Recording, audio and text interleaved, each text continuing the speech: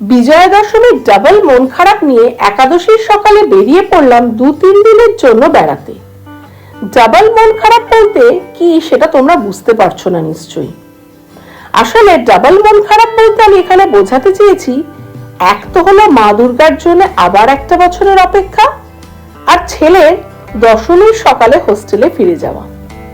তাই এই ডাবল মন খারাপ কাটাতে একাদশীর ভোর ভোর বেরিয়ে পড়লাম পুরুলিয়ার অযোধ্যা পাহাড়ের উদ্দেশ্যে।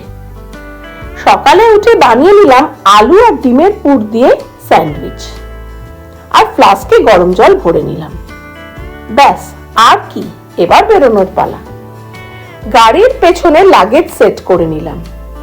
চলো এবার বেরোনো যাক। সকাল থেকেই আকাশের মুখ ভার।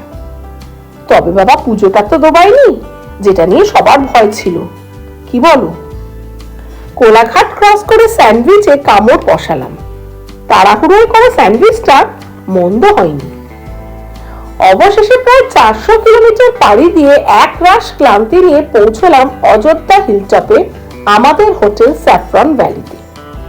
পুরুলিয়ার অযোধ্যা সিরিজের ব্লগগুলো দেখতে হলে আমার ইউটিউব চ্যানেল ডক্টর গিন্নির রোজ নামটা দেখতে হবে।